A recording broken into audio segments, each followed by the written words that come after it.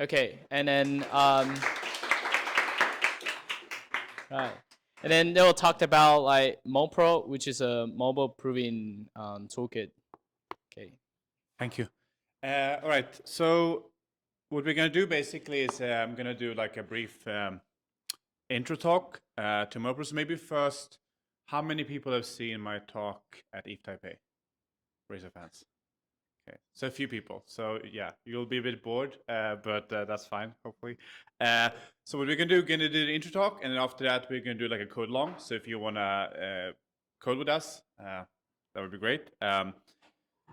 If you have set up dependencies, everything is fine. But if not, you also feel free to do it during the talk. So here's there's actually to a Telegram group. So the GitHub repo is here. So if you go to github.com/oscarth/mopro, you can clone it, and there's like a README, because it will take a while to sort of set up dependency stuff. And you can either just do it vanilla style, or you can do it on iOS or Android, or all of them if you want to. And then after the talk, I'll go through like briefly iOS examples, and then we'll have Vivian go through Android. And feel free to interrupt anytime if you have any questions. All right, cool.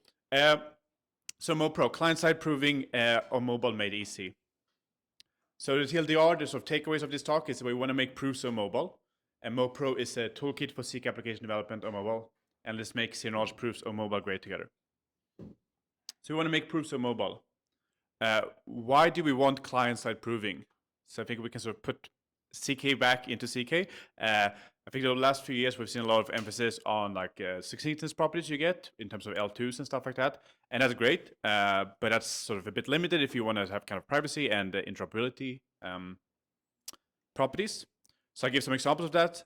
So one is SUPAS. So this is like a crypto native identity that was used at Susalu last year. And it's a form of like CK identity that allows you to gain access to events and as well as do voting and these types of things. And since the first Susalu, there's been multiple sort of follow-up events, and also at Dev Connect end of last year in Istanbul, they sort of evolved this concept, and they also added games to it. So you had this, you could sort of catch these cryptographic frogs, which are like ECDSA signatures and stuff like that.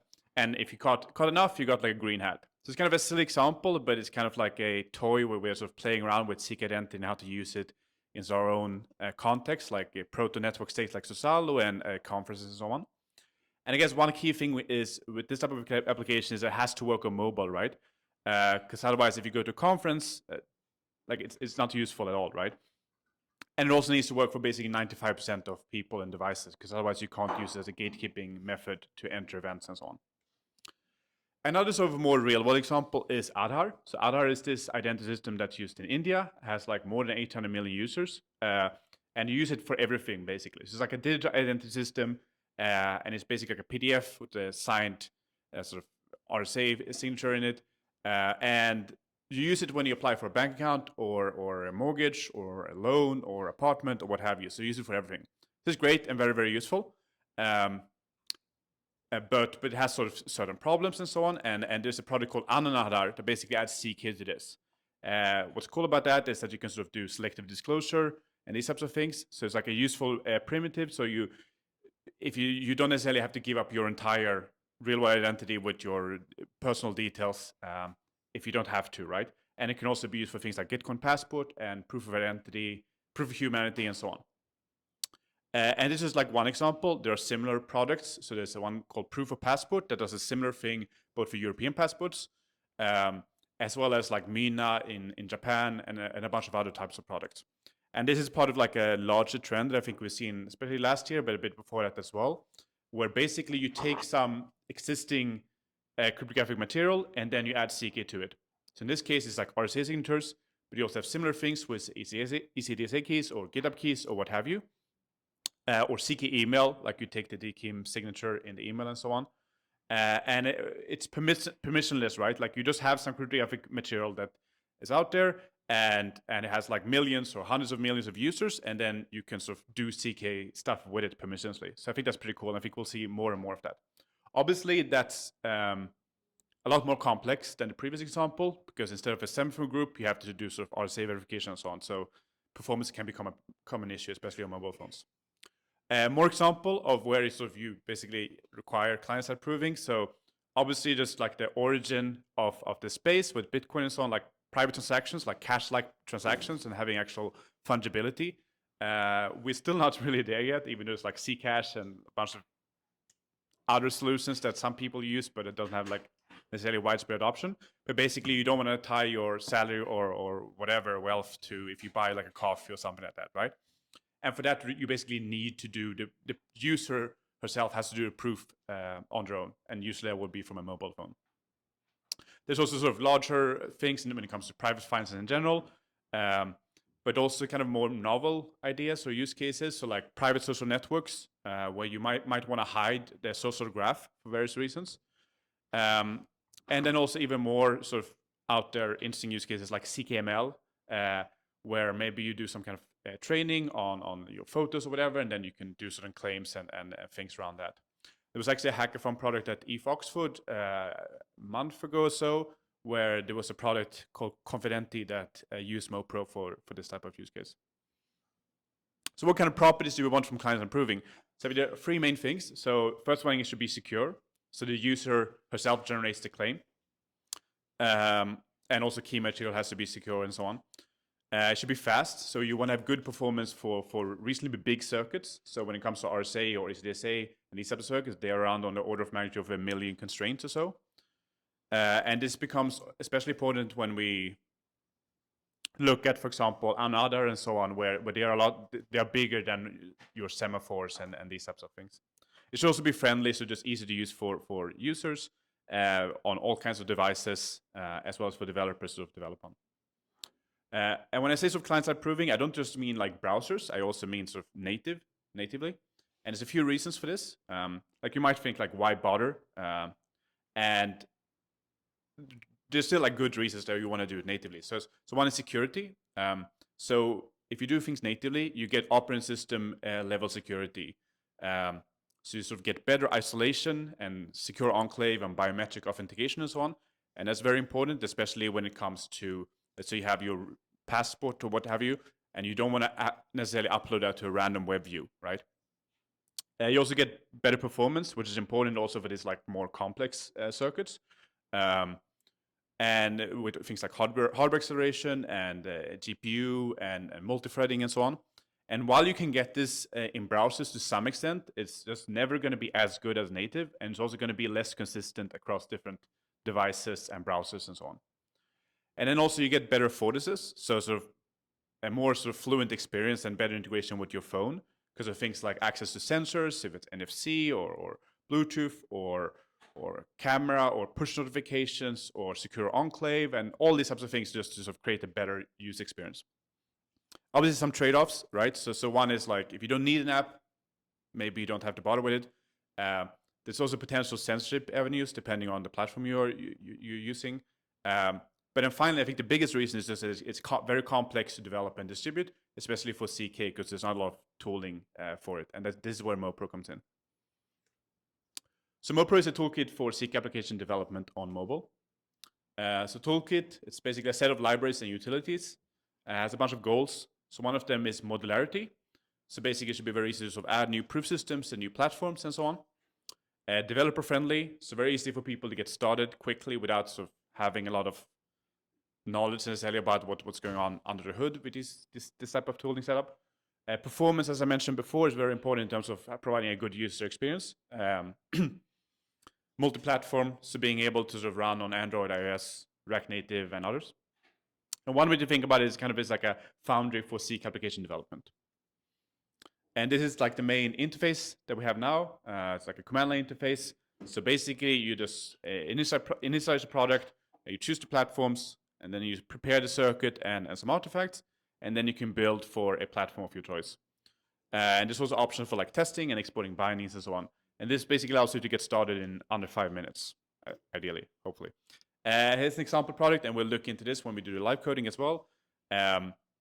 Basically, there's like a core Rust wrapper thing, and then in this example, it's a circumcircuits, and then sort of iOS and Android products separately, and a config file. The config file sort of allows you to have a bit more control in terms of the type of device architecture you're targeting, because it looks a bit different on iOS and Android. If you want some debug information, as well as sort of specifying the circuit you want to use. And you can just bring your own circuit and just plug that in. And then when you do that, you get sort of this generated example application, and this is Xcode, and that allows you to sort of do proving and verification and so on. So how does this work? Well, you can think of it as kind of layers. So you have sort of from the user using the app, and then you have a bunch of tooling, and then eventually you get to proving system, computer science, and so on. And the key idea is kind of separation of concerns, right? So there's a lot of things going on here, and we want to sort of allow developers to focus on what they're kind of good at.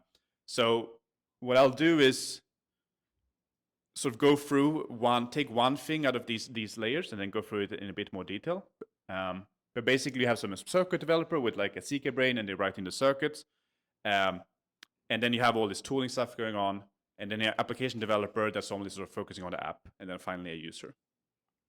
So you start off with the Circum, and the reason for starting off with the Circum is just because it's the most widely used DSL for client-side proving, and empirically that's sort of where the most mature products are at. So that's sort of a good starting point. And you just take sort of your standard Circum circuit, and then you plug it into mopro core, which is kind of the core Rust library. It has these multiple adapters, Circum being the first one, but it's easy to add more. As a sort of hackathon, we previously added support for Kimchi, which is like this Plonkish proof system. So it's not that difficult to sort of add more proof systems as there's demand for it.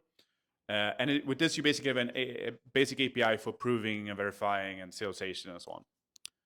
And for Circum, it's using Circum Compat to load the circuit. This is a kind of part of the Arcworks family of libraries. And then with iteration can either be done natively, this is a bit experimental right now, or via Wasmer. And then proving itself is done natively with Arc Graph 16. And then we have sort of the FFI library, FFI sort of foreign function interface. And this is how you talk across language barriers. So basically, it's like a bridge between Rust and Swift and Kotlin and so on. And it's wrapping this kind of core Rust API and dealing with what's called like lowering and lifting. So if you have a big num in Rust, it's not the same as a big num in Swift, for example. So you need to deal with that. And then it's using UniFFI to generate bindings for these different language runtimes. And it supports iOS, Android, and React Native. And we actually have somewhat experimental support for web recently as well. So UniFFI, this is basically Firefox had its problem, like how do we develop complex multi-platform applications? And UniFFI is the answer they came up with. It's basically a more modern version of cbindgen. And the key insight here, right, is that you have your business logic in Rust, for example. It's usually quite complex. And then you basically have these thin wrappers or these bindings to these different platforms. So you can run on desktop and Android and iOS. And I think as the CK application space is maturing, this is what we want for CK apps as well, because you want to be able to be on multiple platforms with the same sort of business logic and core logic in one place. And then with that, you basically have an application. So this is an Aadhaar, so the showcase app that will be out soon, hopefully. That's then using this. So they are using mopro, and then they have React Native bindings to sort of create this Aadhaar app. And then finally, obviously, the user, right? The user is actually using the app, and they just want things to work, right? And I think it would be really cool if we can sort of create these experiences that sort of hide this CK voodoo stuff and just integrate seamlessly into the user's life. And a lot of that has to do with just work and be like a good UX and performance and so on. And to get there, we also need to allow sort of developers to focus on what they're good at. So if it's UX and app design and so on. And that's kind of the key idea. Like you don't have to understand the details of how all this works. There's a lot of things going on. But the key idea, right, is that if you have a CK brain, you focus on circuit development. If you have a Rusty brain, you focus on tooling and infra. If you have a Swift brain, you focus on app development. And if you have no brain, you can be a user. So it's kind of like a separation of concerns, right, and just simplifying things. And then the developer experience is basically just this command line interface, sort of 1, 2, 3, and you can sort of test your bindings in isolation and prepare your circuit and then build it and get started quickly, hopefully. So I mentioned modularity being sort of a big design goal. So it applies in a few different ways. So one is that in terms of platforms, so adding support for something like Python is trivial. Adding support for new proof systems is also easy. So I mentioned that before we had sort of a very basic POC for Kimchi. We're also talking about potentially integrating Heli 2 and Noir and so on. But basically anything that is useful to people is something we want to have integrated, right? So there's lots of other candidates here. And with a lot of this tooling, sort of, you get a lot of reuse, right? Because the concerns you have are the same regardless of what platform or proof system you have. So things like serialization and linking and packaging and so on. And because it has this Rust core, it's kind of like a shelling point for scenario proof ecosystem, because it's sort of Rust is like very secure and fast and flexible and has a lot of developers and good at mathy stuff and so on. It's also public good, so mopro is not tied to any specific product or business, which means we're sort of not shoehorned into a specific ecosystem, but basically whatever is useful. And thanks PC and Sage Park for that grant.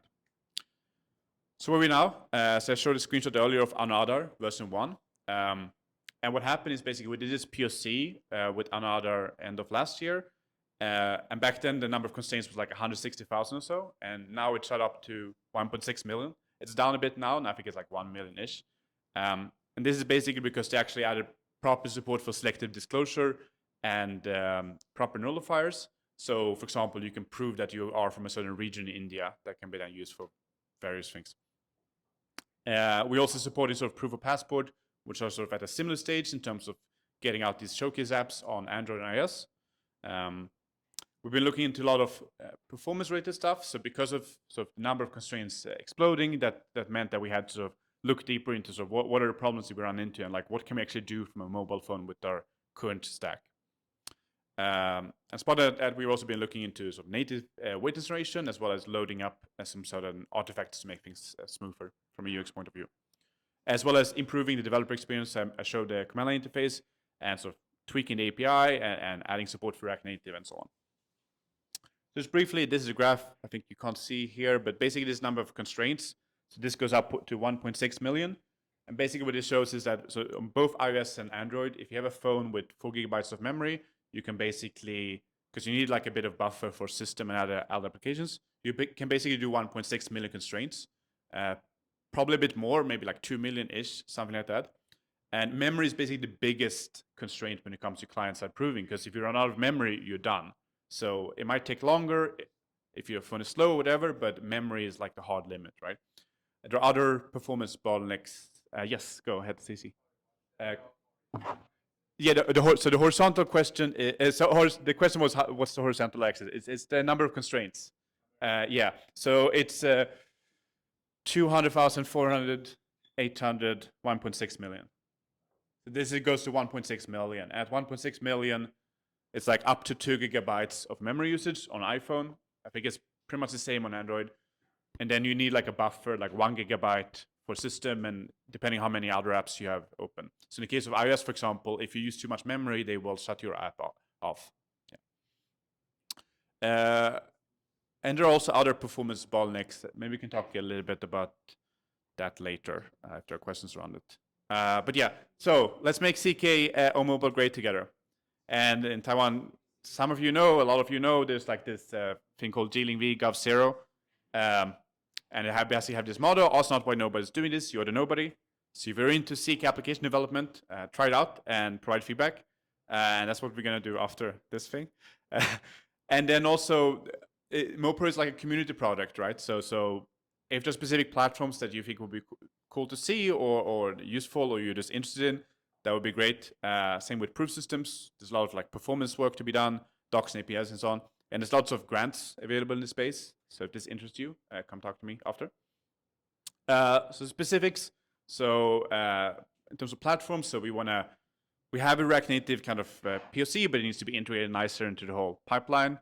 Web, the same kind of status. Like we have actually something very basic. It's using a different tool stack, so you don't get the performance or security improvements that you would get with native, but it's still nice to have like one code base for all platforms.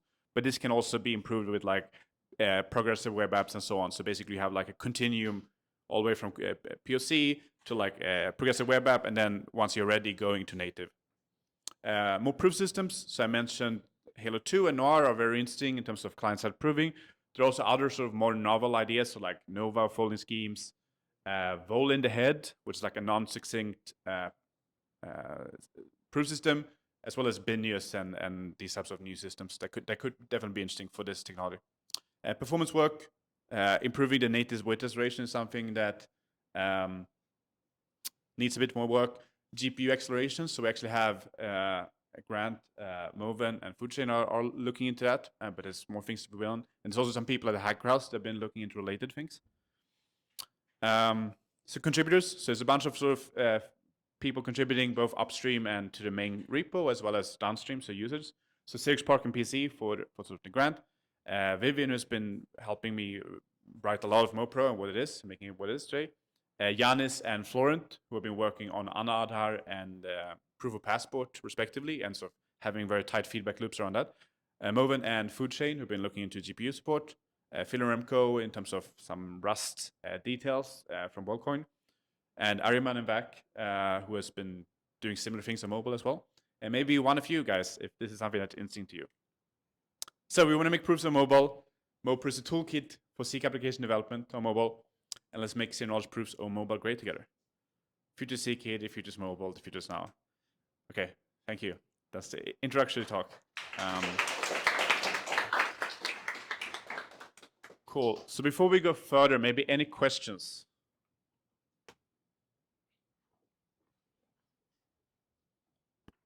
Awesome project. Thanks for sharing. So the way apps work on our phones today, they do next to zero compute locally. Like almost everything is done in the cloud, right? And it's not like immediately obvious to me that it makes sense to do proving on a mobile device given the constraints you mentioned. So I'm kind of just curious to understand or ask if you could speak a little bit to those trade-offs. Is it more about privacy, that the key material doesn't leave the device? Is it more about UX and just the device working in offline mode? Like what's the main motivation for point number one on your previous slide, which is like we want to do proofs on mobile? Thanks. Yeah, I think it's a fair question. I think that's kind of what we are seeing where it's easier to do things on a server, right? And like obviously if you're creating L2, whatever, like that's what you would do because you just need the verifiability properties.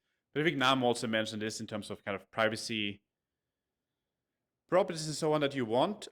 Like if you actually want some kind of privacy, let's say you want to do voting or something like that, you need to do the proof locally. Like there's no way around it. And the same thing with a lot of private CKML stuff. If you want to do private transactions, right? Like you can't do that without doing it locally. Like you don't get privacy. So you don't get those. And privacy there is like the gateway drug, if you will. Like it leads to sort of fungibility of money, right? And other similar properties like democracy potentially, if you think about it in terms of voting. So it's not just like privacy in kind of parallel way. It's like leads to this like fundamental building blocks that we have. So I think that's a big part of it. Obviously, you have to be pragmatic, right? So this is kind of where there's a continuum and why performance is important. And I think we are actually at the stage, and this is not something that was clear a year ago. Can you actually do something like another or mobile? That was not obvious at all, but it seems like you actually can, right? And these phones that we have, like we went to the moon with something a lot less powerful than this. So they are pretty good, actually. They are pretty good computers. And I think if we sort of like if we look further, I think there's a lot of these kind of SEEK identity-ish things that are related to signatures and these type of things that are on the order of 1 million constraints. And we can improve on that further in terms of performance. So I think we'll see that. Then if you look at like, let's say something like Aztec or that kind of thing, I think what you'll see is that you do like a private claim locally, and then you upload it to some prover service that then takes care of like the harder part. So that's like a separate thing, and maybe that's like related to MPC and so on. But for sort of security properties, you basically need something locally for a lot of applications. Any other questions?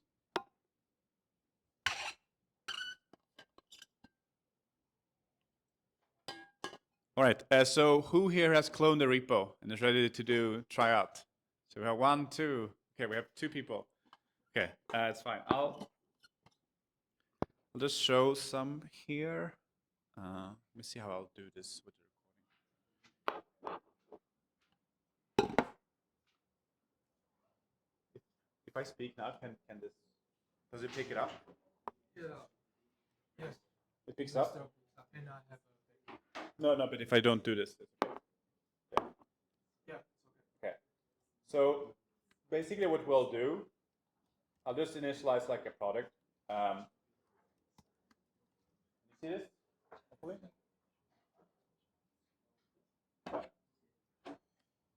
So I'll do this, and the first thing you have to do is you need like a pointer, kind of, you need to set your mopro root in this case, which is just like a environment variable to the local checkout of mopro. And this is assuming that you have sort of installed the other stuff, right? So if you check out the README, so you have to clone it and then install this command line interface tool and install the dependencies and so on. But assuming you have done that, you should be able to initialize a product. Actually, let me just do this. So I initialize a product, and then I basically have this sample product. And I mentioned before, so you have this. Let me open this up.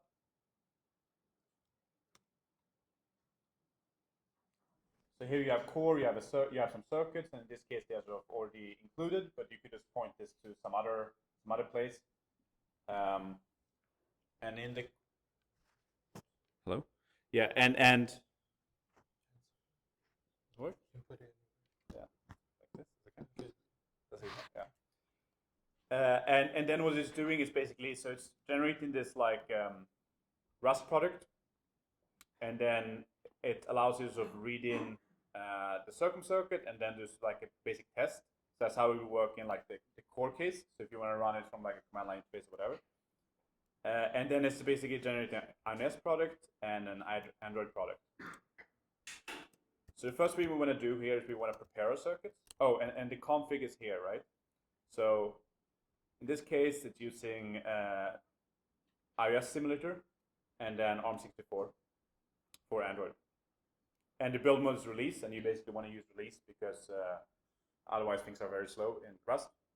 And then this is sort of the directory to the circuit, the name of the circuit, and then powers of tau is just like the thing you need for trust setup, right? And this is some technical details that I'm not moving into right now. So when we run mopro prepare, basically it's going to read the config, and then it's going to sort of generate all the circuit artifacts that are needed. So that's both sort of the WASM code. It's going to do like a mock trusted setup, and then it's also going to generate a set key and an arc set key. So an arc set key is basically us taking the set key and then making it into something that's useful in the arcworks world. And it's also like half the size because of point compression and these types of things. So now we prepared our circuit, and you only have to do that once.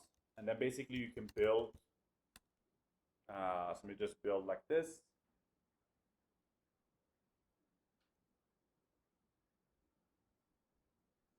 Actually, let me wait 1 second. Yeah. I'm going to build for iOS.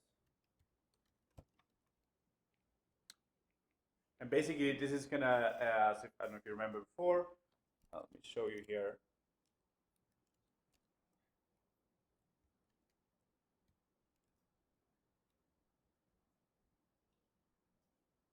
Yeah, so we start with the circuit, and then it's read into this mopro core.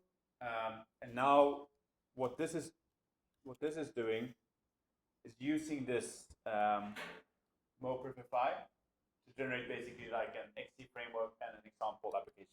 That's basically what we're doing now. With this, we should be able to run it, open it. So you open it in Xcode, iOS development, you should open up this workspace. Hopefully this works, we'll see.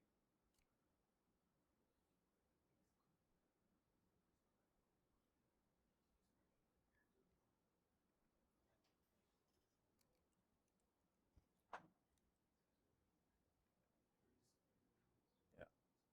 And then here we're just building in, this is going to show us sort of a multiplier circuit. This is like the absolute most basic thing you can do in Circum, right? I'm going to build it. If anyone is doing this with me and you have any problems, just raise your hand.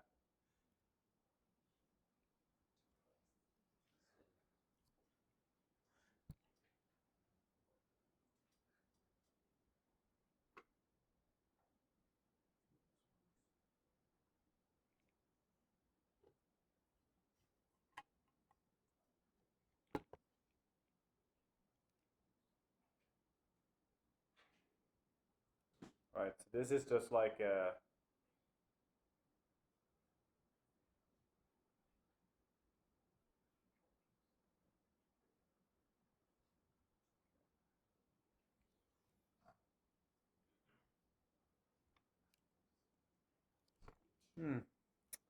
Demo gods.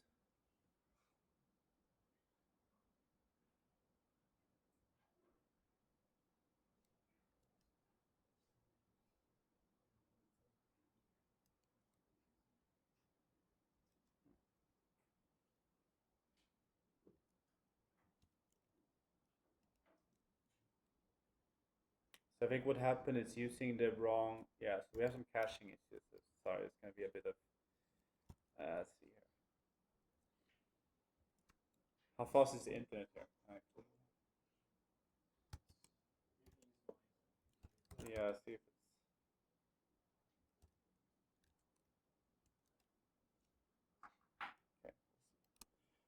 Okay. Any questions so far? Yeah.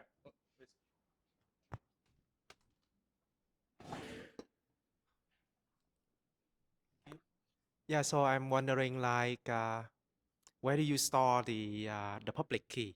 Like inside the package of the iOS Sorry, application. say again. What was the? Where do you store the public key? Like it will be downloaded when the user run it, or it will be packaged into the So you can the actually do app both. bundle. So we right now we embed it by default, but you can also load it after. Oh, but then your packet is going to be very large, right? It depends on the circuit, yeah. So there are like trade-offs. It depends a bit on distribution. So basically, we have both options. Right, thanks.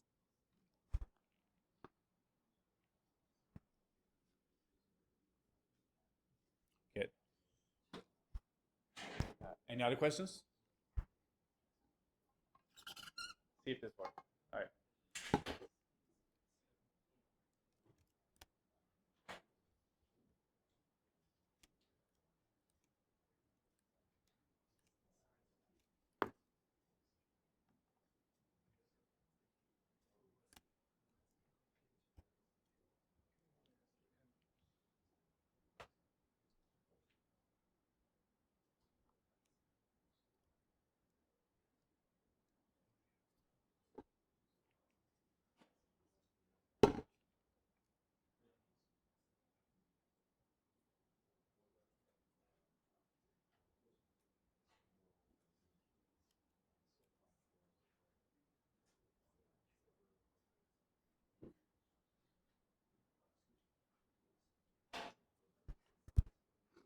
All right, so that worked. So basically what happened is that I ran the example product before, and there's some caching issues that we have to figure out.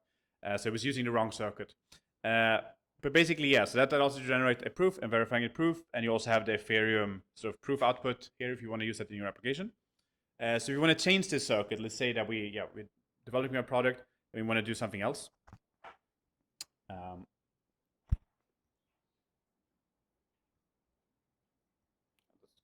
Close Xcode here, and then basically I'm just going to go in here and say I don't want to use this multiplier thing. It's too boring. Let's do the catch activity 6. I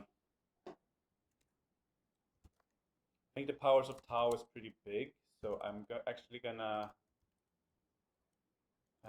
copy it over. Otherwise, I have to download it.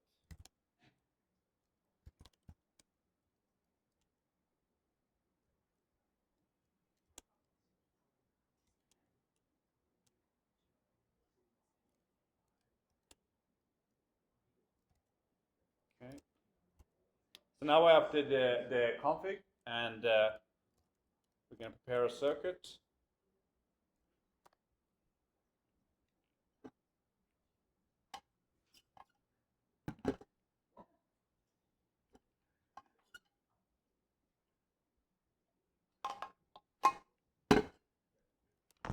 So in this case, it's a bit faster because I already have this kind of ArcSet key set up.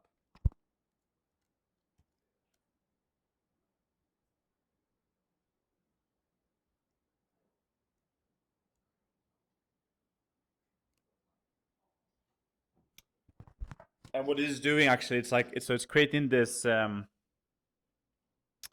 So you have an example application, and then in iOS, there's basically you have this, it's called like a pod spec, how you deal with the dependencies and so on. And basically you have like one for the mopro bindings. So that's kind of the core library that sort of has the Swift bindings and so on. And then you have one for the circuit itself.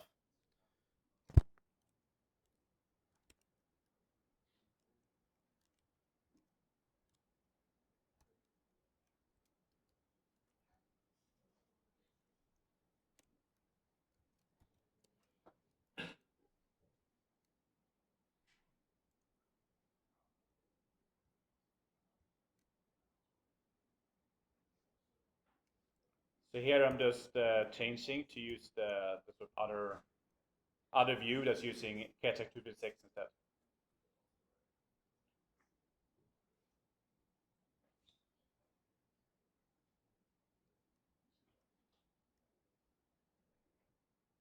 Basically what this, okay, let's see if this works.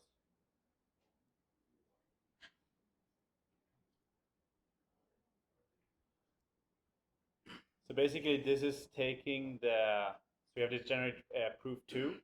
So is this like normal Swift code, but then it's sort of translated into this Rust thing happened by node. So there you go. So now we basically changed the circuit, and then we just had this other view that was already prepared with our inputs and outputs. And we generated the proof, and this is like 1.4 seconds for 160,000 constraints. It's not a simulator, but it would be comparable on a modern iPhone, basically. And this is kind of the Swift code. So this is like basically what you are calling. So you have the Rust code, and sorry, would you mind being sorry? So you basically have this Rust code, and it's generating this Swift code, and it's basically like normal native Swift, right? So this is something that UniRep takes care of for you, and it's the same thing for Kotlin. So if you're an application developer, you don't really have to care about the CK and Rust stuff. Like you're basically just writing. It's just a normal Swift library, which is great, especially if you're sort of trying to create like a good user experience. I guess any questions on that or the general pipeline before Vivian goes into Android? Yeah. So I have two questions actually. So like, can you do something like configure the path to the power of tau? Like, so we have one general one, and then like not for every application. So basically it's in the script, but we haven't exposed it in the config. Okay, but yeah, definitely. Like okay. that would be a nice small addition. And I also, agree. like, I'm not sure I understand what is the initialization, that is the init button for. Oh yeah, so basically the initialization is so you're initializing the library basically, and this can be done in the background. So this is kind of loading in the whole sort of Rust related stuff that you need, as well as sort of loading the sort of argz key, which is like a fairly slow operation right now. We're working on sort of improving that with like zero copy serialization and stuff like that. But basically the way we work is that you can do it on app startup, and you would do it in the background. So let's say you have some onboarding, whatever, you would sort of create the init in like a separate thread, and it will take a bit of a while, but depending on how big a circuit is.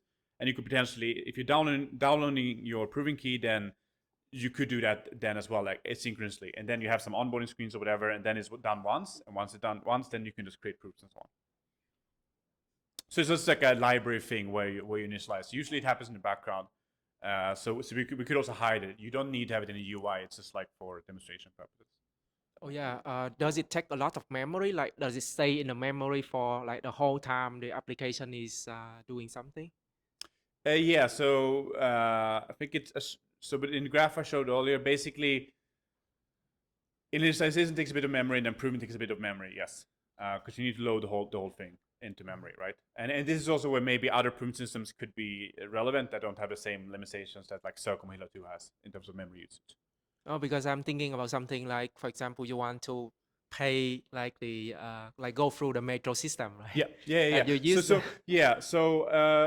and this is a bit different. And I think this is you can do interesting things on both Android and iOS, where you sort of initialize it, and if you have done it once, then you can sort of resume the app, and it sort of stays initialized in the background. This is not something we have done yet, but I think definitely doable, and that would be useful for a great UX like user experience.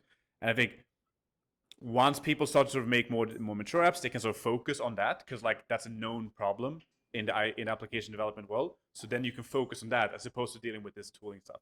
So I agree with you, and it should totally be doable. And we're also working on improving that side of things. So it should go to 0 ideally. Okay, thanks. Yeah. And it's more of an engineering issue than like a inherent thing as well. Yeah. Any other questions before Vivian goes through Android?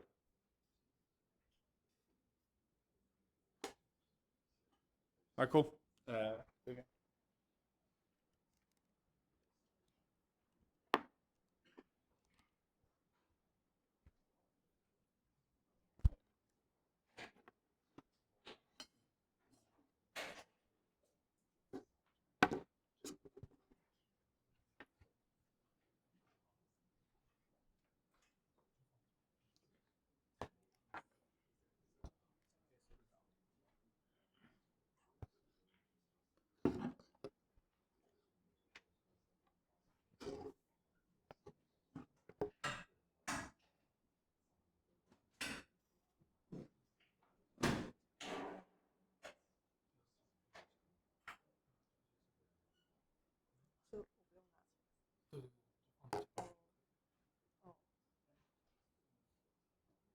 So some people ask me some questions, and I will suggest that you clone this mopro and then run the prepare script first. Yeah, here's the script prepare. Script prepare, and then you go to the mopro-CLI, and then install this binary. Yeah, so install this, and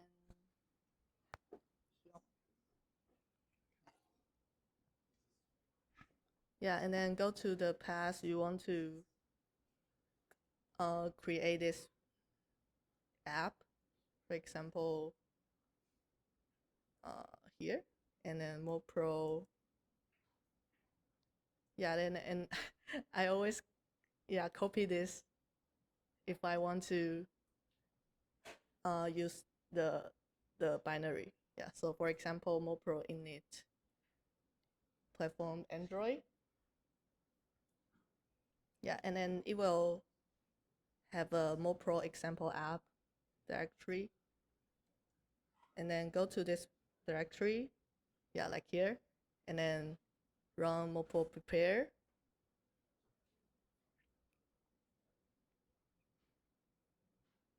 And then run build.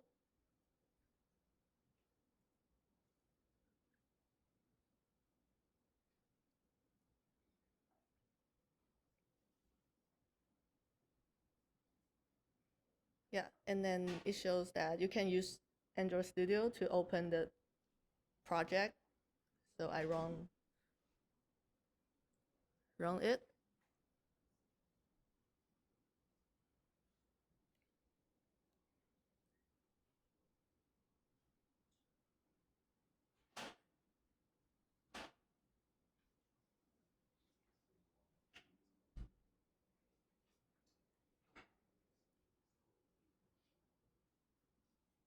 And there's a run app. So I built this app.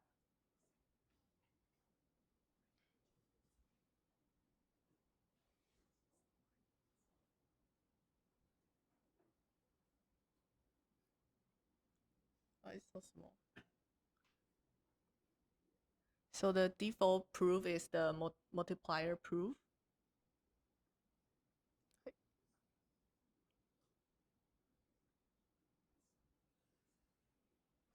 And the same, I can run init and generate proof and verify proof. And right now the input is fixed in our code. Yeah, so it's the multiplier input is A3 and B is 5. Yeah, so the output is the 15 and 3.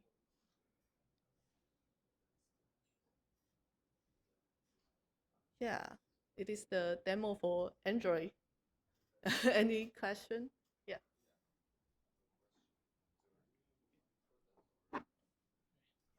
So if we imagine that I'm maintaining an existing mobile app, and of course I have some UI that is like some sophisticated UI, and I have a circuit, I need to update the circuit, and that I want to recompile it. I think you have demonstrated how to create like a demo app that is bundled with mopro, right?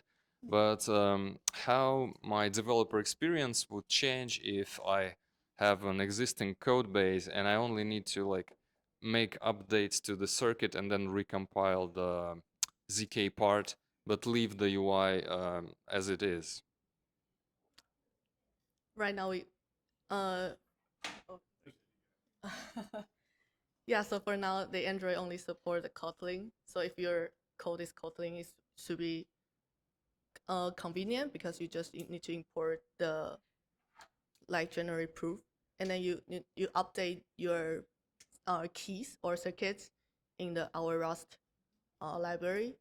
So for an app developer, you only need to import the library in mopro. Like maybe you can demonstrate like can you do like a small change to the circuit and like recompile it? Just briefly, so actually there is a command in the mopro command line interface where you export bindings, and this is what Another is using. So they actually are using it. They have a separate checkout using React Native or whatever, and they can basically copy over the artifacts and just integrate it into workflow. So that's what export. So I think you can try it actually. If you run the export bindings command, it should generate this sort of static library and the header files and stuff like that. So even if you change like Rust interface, you would take that and then you could just integrate it to your build pipeline or CI or whatever and just put it in the right place. So that's basically how Another is doing it. Thank you.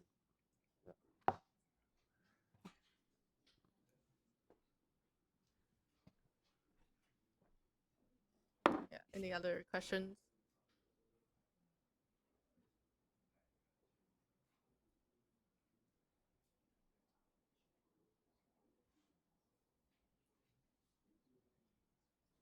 And do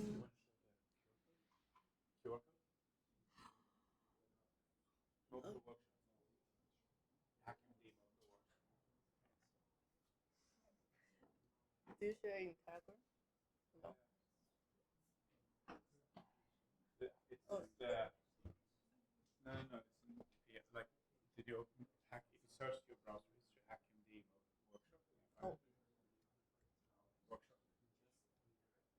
No. Like search space workshop. No. Like, have you opened the HackMD before? I have to find it. Oh,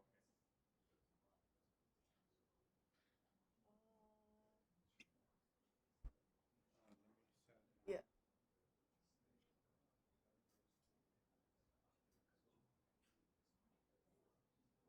Oh, I think here. Yeah, I opened it. You can just say that this is to Taiwan.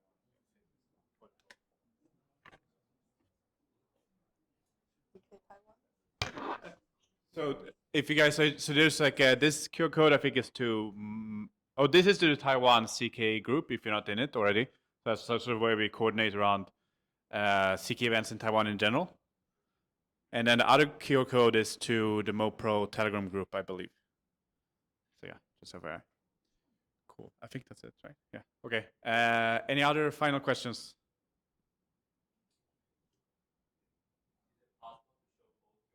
Yeah, if you zoom out, maybe.